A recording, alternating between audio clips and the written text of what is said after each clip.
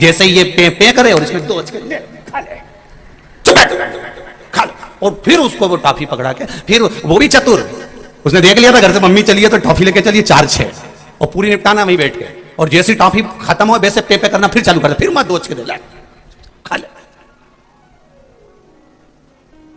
कितना कितना तैयारी कर कर, कितना कितना आनंद के साथ शिव महापुराण की कथा का रसतत्व ग्रहण करने के लिए आप सब आए हो। और भगवान शंकर की आज शारदीय नवरात्रि की यह पावन शिव महापुराण की कथा कोई साधारण नहीं है।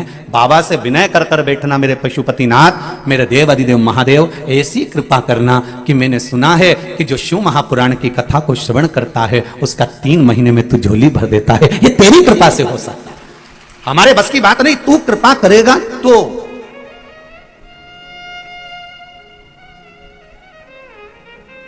एक पत्र आया, अभी ज्यादा पत्र तो हम पढ़ नहीं पाए समय के अभाव में, पर पत्र देखिए।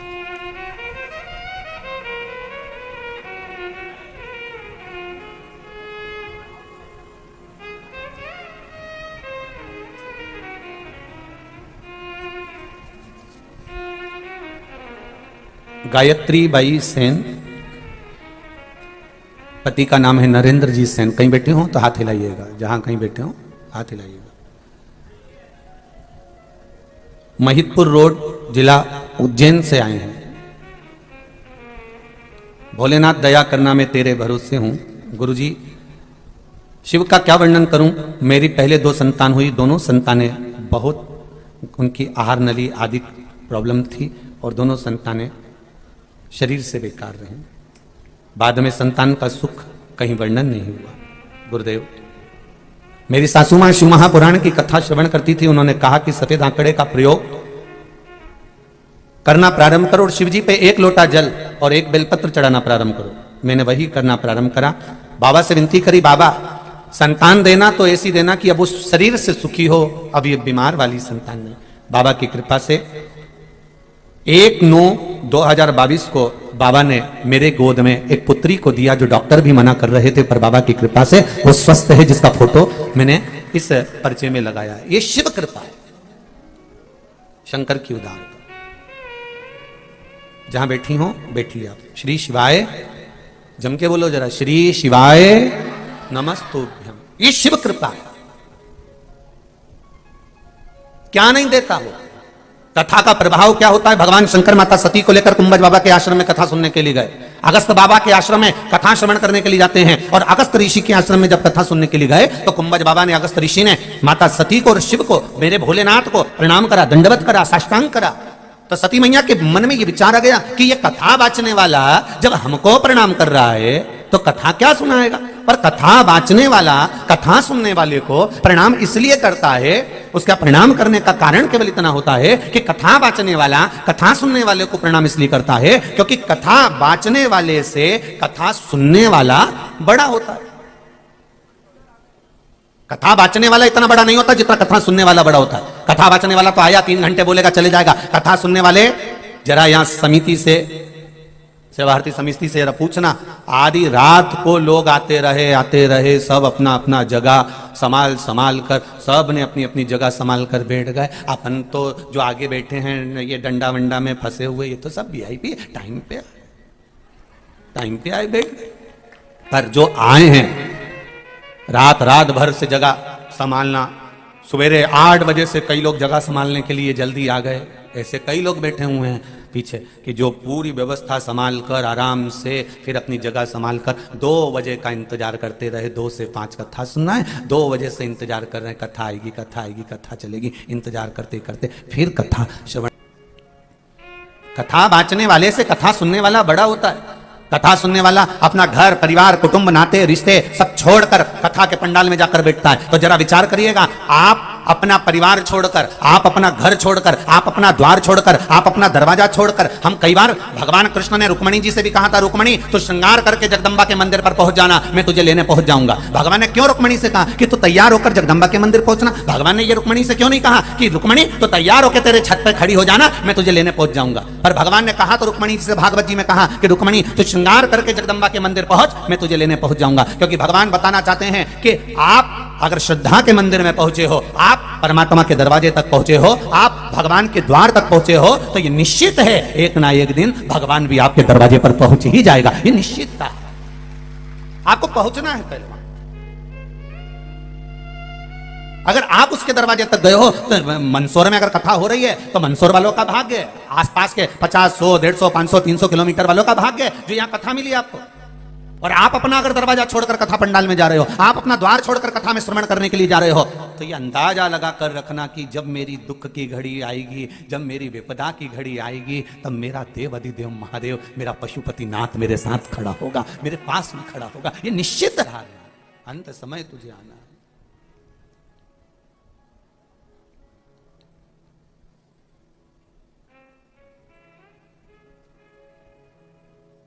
और जब तक वो ना आए, वो निश्चित भगवान कह रहे हैं रुक्मणी से कि तू तैयार होकर जगदम्बा के मंदिर पहुंच, मैं तुझे लेने आ जाऊंगा। यहाँ भगवान सती मैया को लेकर कुंभज बाबा क्या कथा सुनने के लिए गए, और कुंभज बाबा क्या पहुंचते से कुंभज बाबा ने जैसे हाथ जोड़े तो सती मैया के भीतर अहंकार प्रकट हो गया, अभिमान प्रकट हो गया। कभी भी शिव महापुराण की कथा में जाओ, भगवान के चरणों में जाओ, मंदिर में जाओ, द्वार पर जाओ परमात्मा के, तो ये विचार कर मत जाना कि हम बहुत बड़े हैं, हम बहुत वीआईपी हैं। तो हम अभी आपसे कहें एक बात, कभी भी अपनी जिंदगी में देखना, कभी जीवन में मौका मिले, सारे मंदिरों में जाओगे तो वीआईपी पास मिल सकता है, पर किसी गुरुद्वारे में जाकर देखना, वहां वीआईपी पास की जरूरत ही नहीं होती, वहां तो प्रेम परोसा जाता है।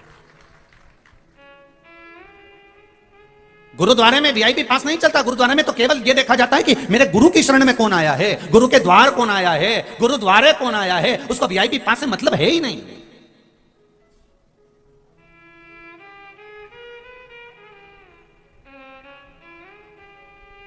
सती मैया शिव जी के साथ में भगवान कुंभज बाबा क्या गई, और सती को अहंकार प्रकट हो गया, अभिमान आ गया। अभिमान आता कब है, जब कहीं आप पहुंचे तो अपने भीतर के अभिमान को, अभिमत्ता को छोड़कर, अभिमान को त्याग कर फिर कथा में जाकर बैठो। जब आपको लगेगा कि मैं कोई पथ पर नहीं हूं अभियाल में, बस केवल शंकर का भक्त हूं, शिव के द्वार आया हूं, शंकर की चौखट पर आया हूं। लंका अधिपति रावण जब जब शंकर भगवान के सामने जाता था, तब तब एक बात ललकार कर तेज कहता था, भोलेनाथ मैं लंकेश हूं। और शिव जी समझाते थे, लंकेश ये तेरा अहंकार तू कहीं छोड़कर मेरे पास आया कर, पर नहीं छोड़ सका। इसलिए अंत समय जब रावण को बाण लगा, रावण मर रहा था, तब कई लोगों ने कहा कि ये शंकर जी का भगत था, ये शिव जी का उपासक था, शंकर भगवान की स्तुति करता था, फिर शंकर जी इसके मरने पर आए क्यों नहीं बचाने के लिए। तो रावण ने शंकर भगवान से एक शब्द कहा था, भोलेनाथ मुझे तुमसे कुछ नहीं चाहिए, एक बात बस मेरी मान लो।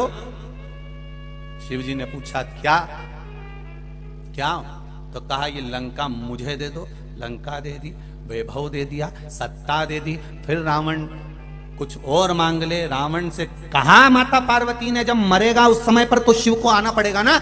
लंकाधिपति रावण ने कहा आने की जरूरत नहीं, लंकेश में वो बल है कि किसी देवता को आने की जरूरत नहीं है मुझे बचाने के। भगवान शंकर से कई लोगों ने कहा, जैसे आप लोगों से लोग कहते हैं, ऐसे शिव जी से कहा तुम्हारा भक्त है, इसको समझाओ, इसे समझाओ। तो इतने में रावण के मामले में शंकर भगवान कहते थे, हाँ मेरा भक्त है, तुम्हारा शिष्य है, समझाओ, तुम इसके गुरु हो। तब रावण जैसे ही बात निकलती थी तो शंकर भगवान कह देते थे, मैं इसको नहीं समझा सकता, ये मेरा चेला।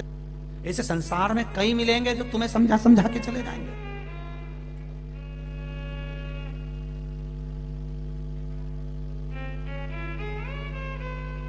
कई मिलेंगे ऐसे, कोई एक या दो नहीं, ढेर।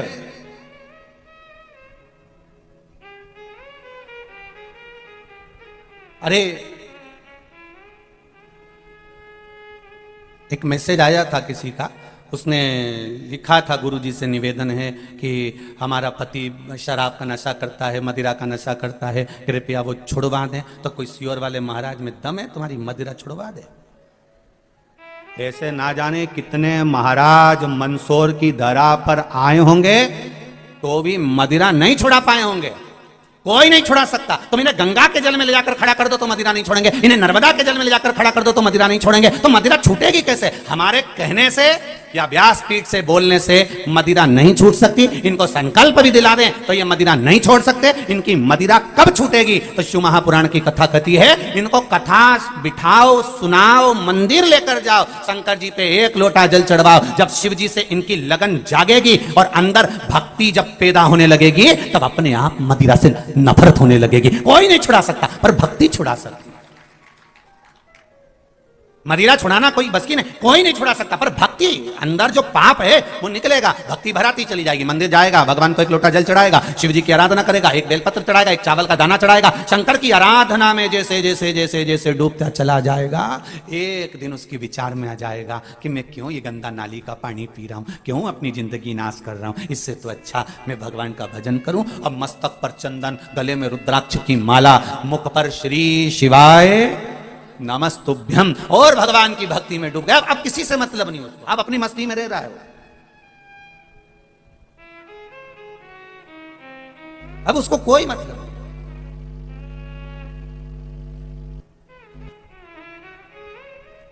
अरे भाई, पानी में डूबने वाले को बचाया जा सकता है, पर प्याली में डूबने वाले को बचाना बहुत कठिन है, बहुत कठिन। इसको केवल मेरा शंकर की भक्ति ही बचा सकती है। इसीलिए कहा सारी समस्या का हल, अरे जम के बोलो जरा, तीनों चारों पंडाल को, जितने बाहर खड़े, जहां जहां तक आवाज जा रही, सब बोलो, सारी समस्या का हल केवल एक लोटा जल। जब भक्ति जागेगी, अंदर भराएगी, भक्ति का प्रतिबिंब तुम्हारे हृदय में समाहित होता चले जाएगा, भक्ति अंदर भराती चली जाएगी, पाप निकलता चले जाएगा। एक बाल्टी में कचरा पटक दो और उसमें पानी चालू कर दो, नल चालू करा, उसमें चालू होते से धीरे धीरे पानी भराता जाएगा, कचरा बाहर होता चले जाएगा, लुढ़क लुढ़क के गिरता चले जाएगा। सब्जी के भगोने में सब्जी भरे जाओ, भरे जाओ, भरे जाओ, नीचे आलू आलू रह जाता है, बाकी की तरी तरी सब बाहर निकल जाती है। उसी तरह पाप धीरे धीरे जब भक्ति भराने लगती है, एक लोटा जल शिव जी को चढ़ाने लगते हो, शंकर के मंदिर जाने लगते हो, भगवान के द्वार जाने लगते हो, भगवान के चरणारविंद में जाने लगते हो, कहीं सनातन धर्म के लिए प्रेरित होते हो, आगे बढ़ते हो, तब जब अपने भीतर भक्ति का संचार होता रहता है, तब ये पाप, ये गलत विचार, ये गलत सोच, गलत दृष्टि, गलत मन, ये सब हटना प्रारंभ हो जाता है। फिर केवल अगर लगे तो केवल एक लगे, महारा पशुपतिनाथ है, महारा शिव है, महारा शंकर है, महारा भगवान है, कुछ नहीं देखिए से पहुंचे हो। सती मैया को अहंकार आ गया था, सती मैया को अभिमान आ गया था, और इतना अहंकार में खुल गई सती मैया कि ये कुंभज बाबा ने, अगस्त ऋषि ने मुझे प्रणाम करा है। शंकर भगवान के इतना अहंकार में मत फूल, कथा बाचने वाला कथा सुनने वाले को प्रणाम करता है, क्योंकि कथा सुनने वाला बड़ा होता है। बड़ा कैसे हो गया?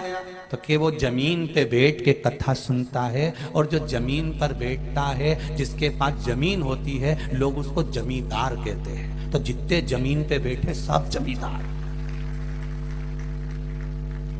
अब सोफे पे बैठे हुए टेंशन पे पड़ गए, तेरा क्या होगा रे कालिया। अब इनको टेंशन है, महाराज तुम, इसी चक्कर में तो सिवर वाला महाराज बुरा है, ये बोलता अड़ाते। मंसूर वाले भी सोच में पड़े होंगे, अरे कहां कथा लेके फंसी गए, इसका कई भरोसा नहीं है, कब क्या बोल दे। यहाँ कथा चालू हो तब से लेके समापन हो तब तक समिति वाले 2 अगरबत्ती पशुपतिनाथ को लगाएंगे, भगवान भगवान भगवान, क्या बोले।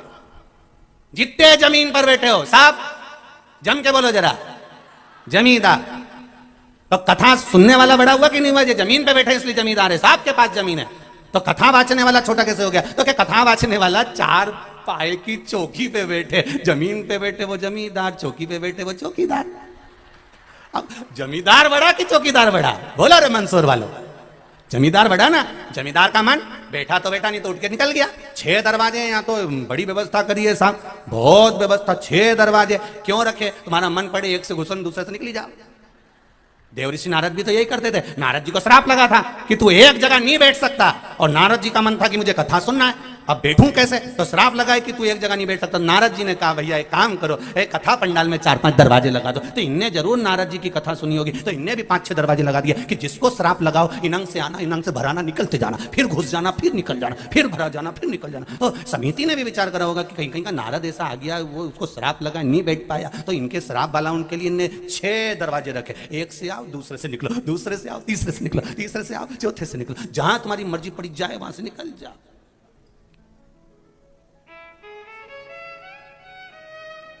जमीन पर बैठा जमींदार, चौकी पर बैठा, बोलो बोलो जम के, चौकीदार।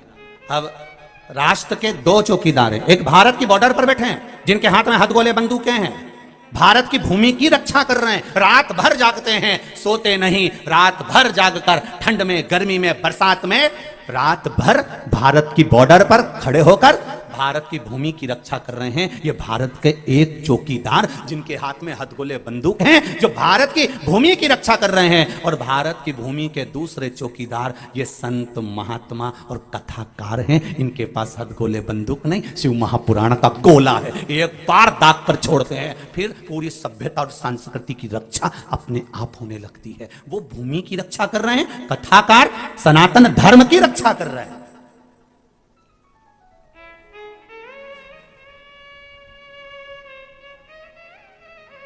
सनातन धर्म की रक्षा में लगा है कथाकार। वो भी चौकीदार है जो हथगोले बंदूक लेकर दरवाजे पर खड़ा है, द्वार पर खड़ा है, चौकीदारी कर रहा है, द्वार पर खड़े होकर भारत की भूमि की रक्षा कर रहा है। और एक भारत के कथाकार ये भी चौकीदार हैं जिनके हाथ में शिव महापुराण, राम कथा, भागवत जैसे गोले हैं, जो भारत की सभ्यता, सनातन धर्म और संस्कृति की रक्षा कर रहे हैं। इनका होना भी जरूरी है, नहीं तो इस राष्ट्र को लोग गर्द में ले जाकर छोड़ने के तुक में बैठे हुए हैं। पर धन्य है भारत की भूमि, धन्य है ये वसुंधरा, धन्य है मेरा भारत राष्ट्र, ये हिंदुस्तान, जिसमें सनातनी धर्म में पैदा होकर हम अपने आप को गौरव महसूस करते हैं, अपने आप को गौरवान्वित महसूस करते हैं। तोड़ देंगे लोग, कोई ब्राह्मण में तोड़ रहा है, कोई कहता ये क्षत्रिय है, कोई कहता ये वैश्य है, कोई कहता ये शूद्र है, कोई ने कह दिया ये पंजाबी है, कोई ने कहा ये सिंधी है। ये सनातन धर्म को तोड़ने के पहलू बनाए गए हैं। पर माता के गर्भ से जब जन्मे थे तुमको भी नहीं मालूम था कि तुम किस वर्ण में पैदा होगे। माता के गर्भ में परमात्मा भेजता है, ये सोचकर नहीं भेजता कि मैंने ब्राह्मण के घर भेजा है, मैंने क्षत्रिय के घर भेजा है, मैंने वैश्य के घर भेजा है, मैंने शूद्र के घर भेजा है। भगवान जब मृत्यु लोक में जन्म देता है, माता के गर्भ में भेजता है, तो यह विचार कर भेजता है मैंने हिंदू के घर में पैदा करा है, ना ब्राह्मण, ना क्षत्रिय, ना वैश्य, ना शूद्र, कोई वर्ण में नहीं बांटा। उसने केवल एक हिंदू के घर में पैदा करा है, सनातनी के घर में पैदा करा है, हमें दूसरी जगह नहीं। वो तो बांटा हमने है, अपने लिए बांटा है कि हम इधर से ज्यादा अपने कर लेंगे, इधर से कम कर देंगे, ऐसा भड़का देंगे तो ऐसा हो जाए। ये गया। शिव महापुराण ने एक ही काम किया, सारी समस्या का हल। एक लोटा जल क्या किसको रोइए, चादर तान के सोइए, आग लगे बस्ती में, अपन रेव मस्ती में। रोज अपने घर के लोगों को कह दो, देख रहे भैया 7 दिन मेरे से बोलना मत ही, मुझे कथा सुन लेने दे, मेरे को छोड़ के आ जाया कर। मारे कथा भगवान के दरवाजे जब मंदसौर में हो रही है और मैं मंदसौर में रहूं और उसके दरवाजे तक नहीं जाऊं, तो भगवान भी कहेगा रही हरिद्वार आई थी और होटल से वापिस निकल गई, गंगा भी नहीं, तेरे जैसा पापी का मिलेगा। जब मंदसौर शहर में कथा हो तो दौड़ कर कहना कि मुझे कथा में छोड़कर आ, मुझे कथा सुनना। उसके दरवाजे पर जाना, उसकी चौखट पर, उसके द्वार तक जाना है। शादी में काय के लिए जाते हो? बोलो रे मंदसौर वालों, खाना खाने, चाउमीन कि बर्गर, क्या खाने जाते हो? शादी में खाना वाना खाने कोई नहीं जाता, किसी के घर में कमी है क्या खाने की? सबके घर में पकवान है, सबके घर में भोजन है, पेट भरकर। तुम शादी में जितना नहीं खा सकते उतना अपने घर में खाते। बोलो रे मंदसौर वाले, सही है कि नहीं है? जितना पेट भरकर अपन घर में खाते, सबके यहाँ कोई शादी में भोजन करने नहीं जाता। आज के समय में लोग शादी में केवल मुंडा दिखाने जाते हैं कि भाई हम आए हैं और हमने लिफाफा दिया है, इसलिए जब लिफाफा देते हैं तो फोटो खिंचवाते और ऐसा कैमरा लगा रहता है सामने से। और जितने लोग लिफाफा देते हैं ना, जो बड़ा गुलदस्ता लाते हैं, तो दूल्हा भी कह देता है आंटी साइड में, आंटी आओ, और खड़ा हो जाएंगे और बढ़िया फोटो खिंचवाएंगे। ये इसलिए खिंचवाते हैं कि मालूम पड़ जाए बाद में वीडियो में कि इनने कितने का दिया था। इन्हें कितने का लिफाफा दिया था और कौन कौन शादी में आया था, ये फोटो के कैमरे में आ जाए। तो शिव महापुराण में अगर जाकर बैठ रहे हो तो यहां भी एक कैमरा मेरे भोलेनाथ का लगा है कि कौन कौन शरण में आया है, मुझे देखना है, कौन पहुंचा है मुझे जानना है। वो देखता है, चढ़ाने के बाद कोई उठाएगा, खाएगा, उसका रोग भी मिटेगा और तुम्हारे द्वारा लगाया गया बेलपत्री के पेड़ से तुम्हें कितना पुण्य मिलेगा कि तुम मर भी गए, कम से कम तुम्हारे हाथ की पेड़ की पत्ती तो शंकर जी पे चढ़ रही है। तुम मत लिखाओ किसी धर्मशाला में तुम्हारा नाम, तुम तो पेड़ लगा दो। पर कैसे? पहले क्या करना है बोलो जरा जम के, खरीद के लाकर अपने घर में उसको बोलो, बोलो जम के बोलो जरा, बड़ा करना है, पाल पोस के बड़ा करो फिर लगाओ, तो तुम्हें भी खुशी होगी, हाँ मैंने बड़ा करा फिर लगाया। इसीलिए कहते हैं या तो सुधर जाओ नहीं तो सिधर जाओ, दो में से काम बढ़िया चलता है। थोड़ा सा अपने जीवन को संभालिए, हम गलती ना करें, करें अगर ऊपर से भी अगर आर्डर मिले और प्रशासन आदि ऊपर से आर्डर भी करे तो कह दे छोटा मोटा पेड़ लेके मत आना रे, बड़े बड़े पौधे लाना, मैं आके 15 दिन बाद वापस देखूंगा, अगर जितने पेड़ लगाए हैं उतने पेड़ों को मुझे देखना पड़ेगा, 15 दिन में आऊंगा, मेरी गाड़ी वहीं से लेके जाऊंगा, लगाया था कहां गया बोल, जवाब तुमसे मांगूंगा। जब ऊपर से प्रेशर पड़ेगा तो पूरी प्रकृति से पूरी पृथ्वी हरी भरी फिर हो जाएगी, फिर जलवृष्टि का आनंद, फिर भारत वही हरियाली और आनंद के साथ पर्यावरण के साथ सक पाएगा। क्या कमी उसके? बेलपत्री के वृक्ष के नीचे देवराज मर गया, प्राण छूट गए, चला गया।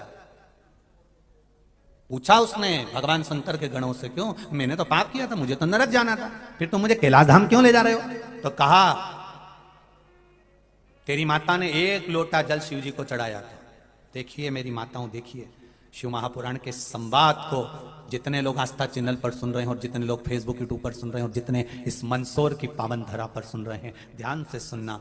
एक माँ जब 1 लोटा जल शिव जी को चढ़ाती है तो उसके खाते का जल उसके परिवार के बेटों को भी प्राप्त हो जाता है। ये माता के हाथ का चढ़ा हुआ जल है, सहजता नहीं है।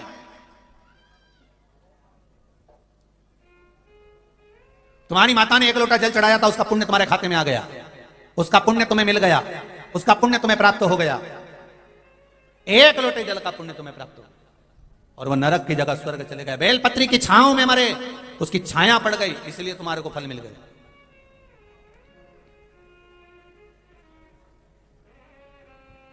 शिव कथा कह रही है, भगवान शंकर का संवाद कह रहा है।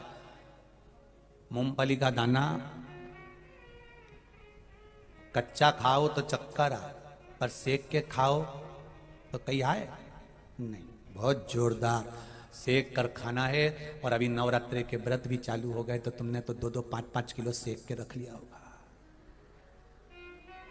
5-5 किलो सेक के रखा होगा कि अब कौन कथा में भी जाऊं और फरियाल भी बनाऊं और सबके खिलाऊं। एक तो ये महाराज ने भी ऐसे टाइम कथा दी नवरात्रा में, महाराज के सूझनी पड़ी गई कि नवरात्रा में मंदसौर में कथा दे दी। अब देवी जी की सुबह पूजन करूं, जल्दी जल्दी फरियाल बनाऊं और आधा लोग रोटी खाए आधा फरियाल खाए और पहले जल्दी से फरियाल बना के बना बुनू के धर के इसके बाद इनकी रोटी का नंबर लगाऊं और इधर से बच्चों को स्कूल भी भेजना, फरियाल भी बनाना, फिर इसके बाद पूरा घर का फैलारा उठा के फिर और यहां भी आने की जल्दी, आगे की जगह ही भरा जाए, कहीं करूं। तो सहेली को फोन लगा के बोला तू बैठे तो तेरे पास में रुमाल बिछा लेना। तो सहेली भी बोली 4 तो पहले से बिछा के रखे और 2 तो कोई उठा के ले गया, नहाने गया था मुंडा पोंछ के पटकिया है, अब क्या करूं? सुख कहां? अब कच्चा मूंगफली का दाना, सिका हुआ मूंगफली का दाना में अंतर है। मूंगफली के दाने में सिकाई होती है तो ताप पड़ गई, ताप पड़ गई तो फिर वो शरीर में चक्कर नहीं लाता। कच्चा है और देखो कच्चे दाने को अंदर कोई आया, उसने कहा साहब मेरे को मूंगफली बोना है, तो कहा साहब मेरे पास 5 किलो रखिए, उसने ला के दी। तो उसने कहा ये तो सिकी हुई है। तो क्या सिकी हुई कोई जमीन में अंकुरित होएगी? सिकी हुई जमीन में पैदा होएगी क्या? ये तो सीख गई, ये किसी काम की नहीं, ये तो खाने के काम के सिवा किसी काम की नहीं। कच्ची मूंगफली का दाना होगा, जमीन में डालेंगे अंकुरित हो जाएगा। शिव महापुराण की कथा कहती है कच्चा चना, कच्चा चावल, कच्चा दाना अंकुरित हो सकता है, सिका हुआ नहीं। उसी तरह सनातन धर्म में निवास करने वाले व्यक्तियों से निवेदन है, घर में बच्चे जब तक कच्चे रहें, छोटे रहें, इन्हें सनातन हिंदू धर्म का ऐसा बल दे दो कि ये अंकुरित हो जाए। अगर सीख गए तो किसी काम के नहीं, ये दाने फिर सीख गए तो किसी काम के नहीं है, सीखने के बाद किसी काम के नहीं। लोगों ने सेक दिया इनको, कोई कहे हमारे आ जाओ, कोई कहे इस धर्म में आ जाओ, कोई कहे उस धर्म में आ जाओ, कोई कहे क्या करोगे मंदिर जाके, एक लोटा जल चढ़ा के क्या करना तुम्हें शंकर जी के मंदिर में, क्या रखा है सनातन धर्म में। लोग तोड़ेंगे, परंतु नहीं साहब, अंकुरित कच्चा है, इसको अंकुरित करने के लिए सबसे बड़ा बल है कि अंकुरित जब ही होगा जब ये छोटा रहेगा, इसमें अंकुरता उत्पन्न होगी, अंकुरता उत्पन्न। शिव पुराण कर रही है, भगवान शंकर का संवाद कर रहा है, शिव महापुराण की कथा कर रही है, शिव तत्व कह रहा है। देवराज अपने विचारों को, विचार के आनंद को पा रहा है कि मेरी माता ने जो दान करा उसका फल मुझे मिला, बेलपत्री के वृक्ष के नीचे मरा उसका फल मुझे मिला। उसी तरह अहंकार के कारणवश में भगवान के द्वार नहीं जा सका। कई लोग ऐसे हैं जो अभिमान में फूले रहेंगे और उनके मन में आएगा मैं काय को जाऊं, मुझे क्या करना, क्यों जाएं, हम जाएं तो हमें वीआईपी व्यवस्था चाहिए, पास चाहिए, ये चाहिए वो। नहीं नहीं, शिव के धाम, शंकर की कथा में शिव के द्वार कोई वीआईपी नहीं है साहब। तुम देख लो, अच्छे से अच्छा पैसे वाला व्यक्ति भी मरता है तो शंकर के यहाँ शमशान में, शंकर जी को तो श्राप लगा कि तू शमशान में रहेगा, शिव जी तो शमशान में रहते हैं। तो आपके यहाँ मंदसौर में कहीं का सेठ जी मरा हो तो उसको क्या डनलप के गद्दे पे ले गए थे? बोलो तो रे, सही में कोई ले गया डनलप के गद्दे पर? और मरे तो 2-4 एसी उनके साथ में एसी अर्थी के आसपास बांध के ले गए थे क्या? नहीं, सेठ जी की गर्मी लगेगी रे, एसी लगा के ले जा। कौन ले जाएगा? कूलर ले गए? नहीं। गरीब भी मरता है तो घास पर जाता है, गरीब भी मरता है तो बांबू पर जाता है, गरीब भी मरता है तो बांस पर जाता है, गरीब भी मरता है तो सफेद कपड़े में लपेट कर जाता है। चाहे पूरी जिंदगी कंपनी का माल पहन लो, पर मरने पर कौन सा कफन उड़ाया जाएगा, लिख के चले जाना। रिमांड का पहनोगे कि कौन सा पहनोगे? मरने पर कफन का भी कंपनी नहीं देखी जाती, जाकर कह दो कपड़े वाले से, बस आंख में आंसू भर के कपड़ा दे। दुकान वाला ये भी नहीं पूछेगा, दर्जी तो जब जब पूछता नाप लेता है, ये आस्ते नीति ने कपड़ा। दुकान वाले को तो पूछना ही नहीं होता कि कितनी नाप का, उसके पास नपा नपाया है, तुरंत काटेगा, दे देगा, ले जा, उड़ा देना। तो क्या नाप तो पूछा ही नहीं, कितना लंबा व्यक्ति है जो मरा, जरूरत ही नहीं, हमारे पास नपा नपाया है, पूरा नाप है कि मरा होगा तो कितना लंबा चौड़ा होगा, तो वो सब नपा हुआ है। कितने नापे हुए लोग होंगे, अर्थी को ले गए शमशान, जलाने वाले भी इतने चतुर होते हैं, चिता भी उन बनाते हैं तो पूरी नपी नपाई बनाएंगे, पांव उधर नहीं जाए, मुंडी इधर नहीं जाए, पूरी लकड़ी पे ऐसा। तो कितने चतुर जलाने वाले भी, कितने, विचार तो करो कि कितना नापा होगा तुमको जन्म से लेके आज तक, कितना नापा रे, बताओ। चिता भी बनाई और लकड़ी भी तुम्हारे बल की लाए। उन्हें कन्नी रे 2 पाँव, तो कि इसका मुंडा बड़ा है तो इसके 5 दर्द हो। फिर किया है, खूब आंख से भटर भटर देखा, कभी मंदिर में दर्शन करने नहीं गया, दिन भर मोबाइल चलाया ना, व्हाट्सअप देखा, तो क्या कि आंख पे कपूर लग के आग लगाओ रे, तो मुर्दा के आंख पे कपूर धर दिया, बड़े बड़े डर के लगाओ आग। तो क्या अब इसका मुंडा का कई करे, तो क्या कई मत करो, इसके मुंडा में गूगल और जो मसाला बनाया है नी, जो तिल का, वो मुंडा में भर दो, मुंडा में भर दिया। पहले घर से गया तो दही पेड़ा भरा घर के लोगों ने, पवन रोक रोक के भरी, ससुर जी, अम्मा, ससुर जी, वहां गए तो मुंडा में भर दिया, सारे शरीर में घी लगा दिया, सुला दिया, लकड़ी धर दी, 20 मिनट इंतजार करा, अभी चटकेगा, अभी चटकेगा, क्योंकि सब दुनिया को चटकाता था, अब अभी खुद चटकेगा। इंतजार करा, जब खोपड़िया चटकी तब समझदार एक देखने वाला चतुर व्यक्ति शमशान में अपने ही परिवार में से कोई गया, आई जाओ, चटक गया। फिर बेटों ने बांस में, डंडा में लोटा बांधा, घी भर के ने फेर दिया धर के और फेंका, और तुम लोगों ने कंडा उठा उठा के, लकड़ी उठा उठा के उन्हें देह मारा। बस इतनी सी जिंदगी है, और कितना ही हंस लो, चाहे सियोर वाला महाराज होए, चाहे मंदसौर वाला तुम हो, चाहे आस्था वाला, चाहे फेसबुक यूट्यूब वाला, अपनी भी ऐसी गति होना है दादा। इसलिए शिव जी का नाम जप लो तो वो वहां पर संभाल लेगा, इससे ज्यादा कुछ नहीं होने वाला। उसको जानना बड़ा कठिन। देवराज चले गया, प्राण छूट गए। क्या करा था? पुण्य, बस एक ही पुण्य करा कि भगवत भजन तो नहीं कर पाया, पर बेलपत्र के पेड़ के नीचे प्राण छूटा। सती मैया को समझाया।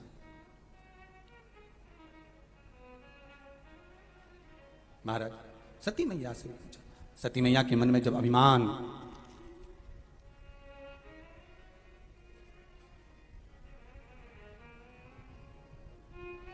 और सती मैया का जब अभिमान सम्मुख में आया और वो अभिमान के कारण भगवान कथा नहीं सुन पाई। कथा में आप जिस भाव से बैठे हो, जितने लोग आस्था पर सुन रहे हैं, जितने फेसबुक यूट्यूब पर सुन रहे हैं, जितने इस मंदसौर की पावन धरा पर सुन रहे हैं, ध्यान से सुनना। जिस भाव से बैठे हो, जो मन में कामना लेकर बैठे हो, वो कामना पूरी होती है। सती मैया के मन में आया कि मेरी शादी होने के बाद मेरे पति भगवान देवाधिदेव महादेव मुझे कुंभज बाबा की, अगस्त ऋषि की कथा सुनाने लाए। इससे तो यह शरीर जल जाता तो अच्छा था। जैसे ही सती मैया के मन में विचार आया, कुंभज बाबा की आंखें खुल गई। कथा बाजते बाजते उनकी दृष्टि सती पर पड़ गई। सती पर ध्यान। शिव जी ने पूछ लिया, शंकर भगवान ने पूछा, आपका ध्यान ये सती पर कैसे चले गया? एकदम कथा बाजते बाजते किसी एक व्यक्ति पर तुम्हारी दृष्टि चली कैसे गई? क्या हुआ? हुआ क्या? ऐसा होता क्या है? कारण क्या बना? तो कहा मैं बताऊंगा जरूर भोलेनाथ। सती मैया ने कहा मेरे को जल पीना। सती मैया उठकर गई। बाबा देवाधिदेव महादेव ने पूछा हुआ क्या? तब कहा, सती मैया ने कथा सुनते समय मन में आ गया कि शरीर में आग लग जाए तो अच्छा। शिव जी पूछते हैं अब क्या होगा? कुंभज बाबा ने कहा कथा में बैठकर जो मांगोगे, कथा कथा नहीं होती। मेरा देवाधिदेव महादेव जब तक व्यासपीठ पर बैठते हैं तब तक देवाधिदेव महादेव तुम्हारे सामने होता है, इसलिए जो मांगा वो मिला। सती को अब जलना पड़ेगा, ये निश्चित है। अभी भी हींग की खुशबू रह गई है, वो हींग की खुशबू रह गई।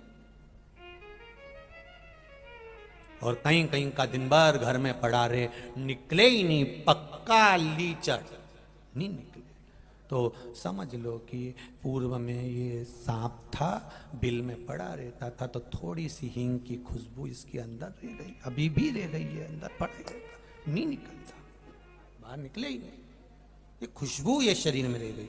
थोड़े थोड़े अवगुण हमारे शरीर में पुराने समय के रह गए हैं, इसलिए कहा हींग की डब्बी को धोते रहो, धोते रहो, धोते रहो। कोई अच्छा एक आध बार कास्टिक सोडा मिल गया तो हींग की डब्बी की बदबू चली जाएगी, और कहीं का एक आध बार सियोर वाला महाराज मिल गया तो ये डब्बी तो धो के चले जाएगा, ये पक्का है, एकदम क्लीन, बदबू ही नहीं मारेगा।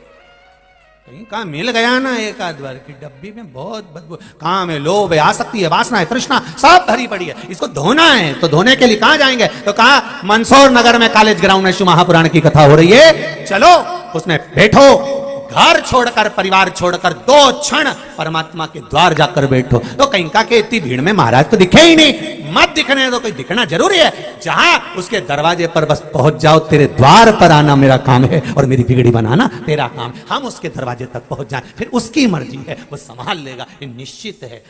पहुंचो तो जाओ, तो उसकी चौखट तक तो जाओ, फिर वो संभालेगा, उसके हाथ में।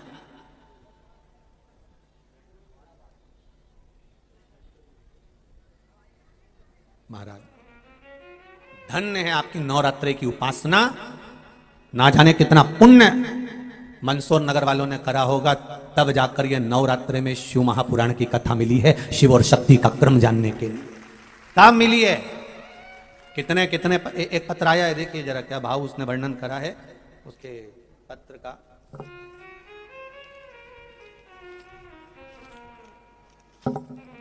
फोटो भी लगाया है महाराज जी। संगीता राकेश पाल पिपल्याना इंदौर से आई है, कहीं बैठी हो तो हाथ हिलाइएगा। इंदौर से कथा श्रवण करने आई हैं संगीता राकेश पाल, पिपल्याना थाना, इंदौर। मेरे परिवार में शिव की कृपा का क्या बखान करूं गुरुदेव। ससुर जी के पैर की उंगली में घाव हो गया, धीरे धीरे वो घाव पेड़ में हो गया, पेड़ से बढ़ता बढ़ता चले गया और वो पैर काटने की नौबत आ गई। डॉक्टरों ने कहा है उंगलियां काटना पड़ेगी, हो सकता है पैर ही कटे, जिसका फोटो कह दिया, पैर को काटना पड़ेगा, शुगर भी है और ये पैर पूरा सड़ चुका है, गल चुका है, पर बाबा की कृपा 80 साल की उम्र है उनकी, कैसे कटवाएं पैर को। तब किसी ने कहा कि एक बेलपत्री और एक लोटे पानी का प्रयोग करिए, वह बेलपत्री खिलाओ, जल दो। बाबा की कृपा से गुरुदेव ऑपरेशन की जरूरत नहीं पड़ी और दूसरे पैर का फोटो भेज रही हूं, पैर ठीक हो गया। ये शिव कृपा है। काटा नहीं गया, उंगली नहीं काटना पड़ी, पैर नहीं काटना पड़ा, ये शिव कृपा ने आए कि बाबा ने हमारा सुना और मेरा विश्वास कहता है, नवरात्रि की कथा का भाव कहता है, जितने आए हो मेरा बाबा क्या देगा ये तो मेरा बाबा ही जानता है, और कैसे देगा ये मेरा बाबा ही जान सकता है। आप आए हो, इतनी दूर पार्किंग में गाड़ी लगाई, पैदल चले, बाबा के धाम पहुंचे हो, तो कुछ तो मेरा बाबा देगा, ये निश्चित है, कुछ तो देगा। शिव कथा कर, बिंदु को पानी में गिर गया, 3 तरह से मरे हुए व्यक्ति का मोक्ष नहीं है, शिव महापुराण कहती है, श्रीमद् भागवत कहती है। पानी में डूबकर मरा हुआ, सर्प के डसे से मरा हुआ, स्त्री के हाथ से मरा हुआ, नारी के हाथ से मरा हुआ, ये 3 का मोक्ष नहीं है। स्वयं देवऋषि नारद ने भी भगवान ब्रह्मा जी से प्रश्न करा था कि 3 तरह से मरे हुए व्यक्ति को मोक्ष नहीं, पानी में डूबकर मरा हुआ, सर्प के डसे से मरा हुआ और स्त्री के हाथ से मरा हुआ। तो परीक्षित को सर्प ने डसा था, फिर मोक्ष कैसे मिल गया? तब ब्रह्मदेव ने कहा था, उसने देवऋषि नारद सुनो, श्रीमद् भागवत का रसपान करता रहा, नस नस में भागवत भरा गई थी, इसलिए शिव महापुराण कर रही है 3 तरह से मोक्ष नहीं, फिर मुक्ति कैसे हो? इस बिंदु को कैसे मुक्ति मिलेगी जो पानी में डूब कर मरा है? तो मुक्ति का एक साधन है शिव महापुराण।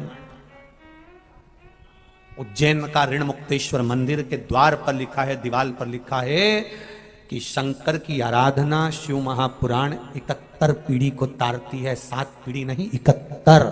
यहां जितने बैठे हो, तुम्हारा मायका पक्ष, तुम्हारा ससुराल पक्ष, गर्भ में जो कुंवारी अवस्था में मर गया, गर्भ में जो अधोगति में मर गया, एक पत्र तो आया है, वो पत्र को आप पढ़े सुनेंगे तो बड़ा आश्चर्य करेंगे कि महाराज क्या इतनी जल्दी, अभी कल श्राद्ध पक्ष समाप्त हुआ और क्या बीमारी समाप्त हो सकती है इतनी जल्दी?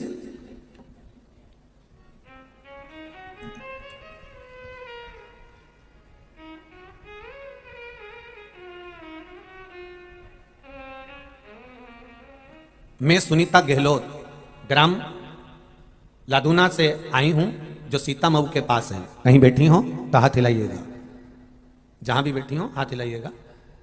कथा सुनने के लिए आई हूं गुरुदेव। क्या बताऊं, 14-15 साल से सांस की बीमारी थी, इतनी तकलीफ थी गुरुदेव कि अगर 10 मिनट भी चल लूं, किसी से बात कर लूं तो सांस फूलने लगती थी, हंस नहीं सकती थी, चल नहीं सकती थी। कभी तो रात को भी 1-2 बार पलटी लगाने पर सांस चल जाती थी गुरुदेव। आंखों में आंसू गिरते थे, मैं समझ नहीं पाती थी।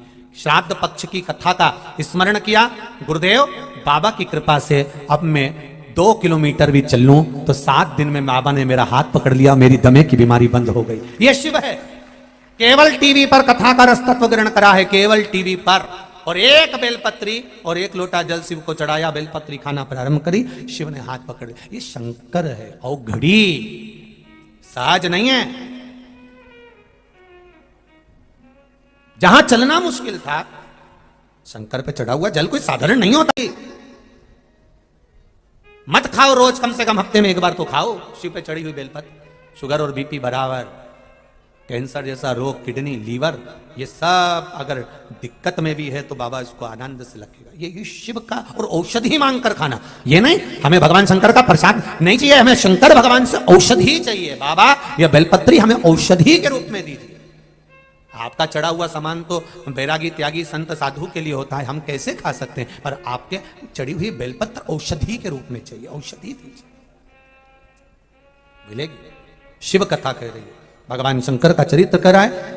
बिंदु के प्राण छूट गए, चंचुला देवी ने तर्पण आदि क्रिया कर कर भाव के साथ में महाराज बिंदु के लिए शिव महापुराण की कथा काशी में जो सुनी थी वो जाकर निवेदन कर कर परम धाम कैलाश में पहुंचकर शिव जी से विनती कर कर तुमरुका जी के मुख से ये शिव महापुराण की कथा को श्रवण किया है और अपने जीवन का आनंद पाने के लिए तुमरुका बाबा के चरणों में जाकर बैठी है निवेदन करने के लिए।